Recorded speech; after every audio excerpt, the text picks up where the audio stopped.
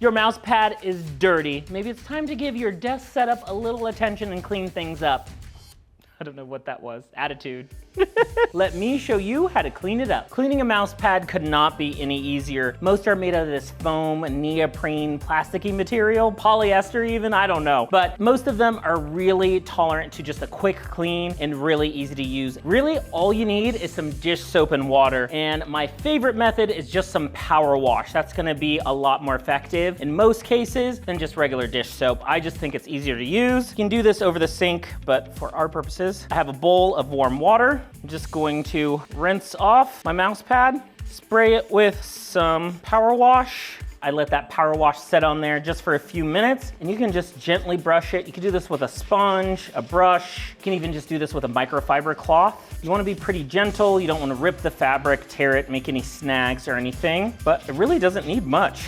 And you could do the backside, but just needs a quick rinse on there. That's the part that hits your table, so it's not really a big deal. Just rinse it off. So if you have a more sensitive mouse pad or a large mouse pad that might be hard to wash in the sink or basin, just get some soap and water, wipe it down, rinse that rag out, and then rinse off any remaining residue. But if you have a small mouse pad like this, you can just do it in the sink or in a large basin or bowl like I had. That's really all it takes. Just some soap, water, and a good wipe down. Now, definitely let this completely air dry before you start using it again with your electronics. They should dry in just about no time. Maybe put it by a fan somewhere with a lot of air circulation, and you're good to go. Fresh, brand new, clean mouse pad, easy as that. Now, if you're cleaning your mouse pad, it might be a good time to clean your other electronics, like your keyboard and your mouse. That's really a simple cleanup job too. One of the easiest things you can grab just from at home to clean is some isopropyl alcohol. I like to get a little spray bottle, apply this to a microfiber cloth, but spray bottle makes it a little easier. Just gonna fill this up halfway. This is usually what I do when I'm using any kind of cleaner. I don't fill it all the way to the top. I do it at just about halfway, just use what I need. That way, if I want to reuse this container, I don't have to dump a whole bunch back out, and I can use this up pretty quickly and refill it. So don't have to fill it to the tippy top. Whenever you're cleaning your electronics, like your mouse or your keyboard, detach those from a power source first. Make sure they're unplugged, or these wireless versions, just make sure they're turned off. That's a key first step. Clean microfiber cloth. I like the spray bottle because I like to just spray it right on the cloth, a little rubbing alcohol, and then just clean away.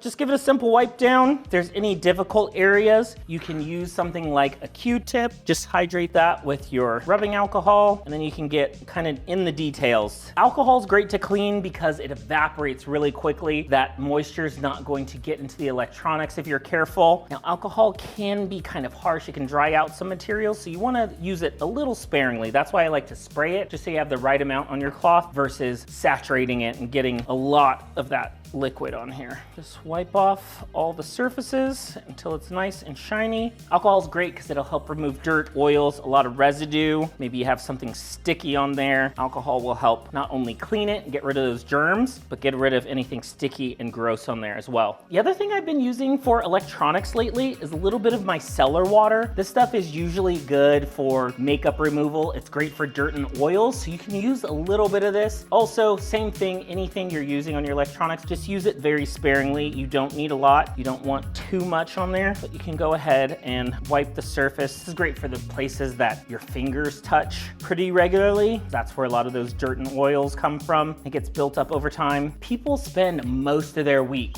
typically 40 hours a week if you have a non-demanding job.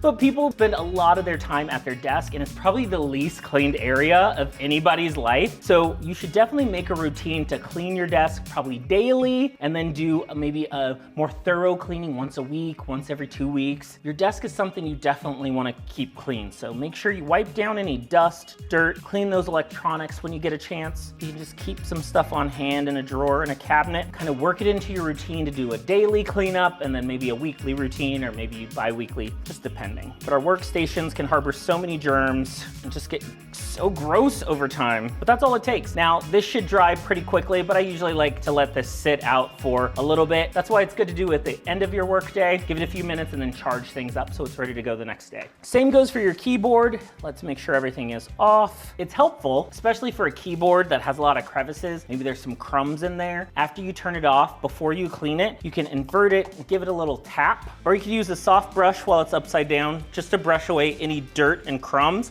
before you start cleaning. Keyboards are a little bit tricky because of course they have all the keys, but same principles apply. You can get in between those keys with a Q-tip. Try not to press the keys too much. If you have a keyboard that's really sticky, they make tools where you can remove the keys pretty easily. You can get some compressed air, getting the dirt and gunk out of there, and then you can use a Q-tip very sparingly, maybe dipped in a little bit of that isopropyl to get anything gooey out of there. But same thing goes, use a little bit of that rubbing alcohol, get those fingerprints, those dirt and oils. So when I'm wiping back and forth, I don't press down, I just kind of rub it on the keys pretty gently. I mean, keyboards are meant to be pressed for years on end, but when you're cleaning, you want to be gentle so you don't mess up any of those keys or squeeze any of that liquid into the keys. Once again, it's alcohol, it's less likely to damage anything, but you also want to be careful. And any keys giving you a problem, like this one, there's a spot on there, you can press down, maybe use just a little bit more firm wipe down, but this keyboard's coming back to life, so easy.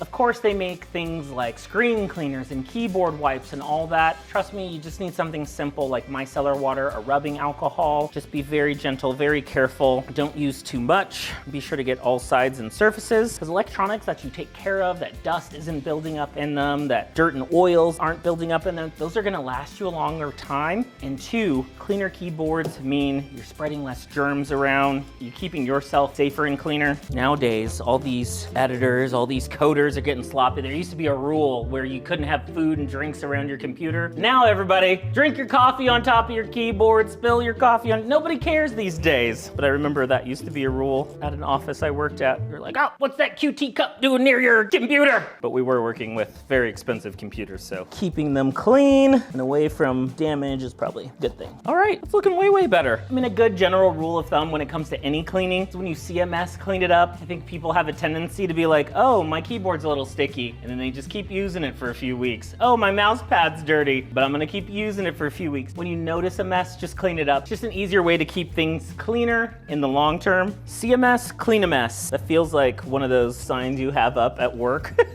See a mess, clean a mess. Hang in there with the cat.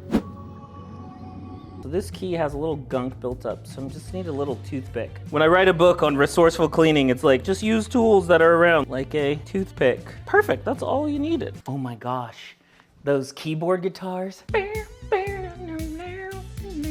I feel like this is very like Purple Rain. It's like Prince. Who else used the keyboard guitar? Aha. Flock of Seagulls. What the hairdo?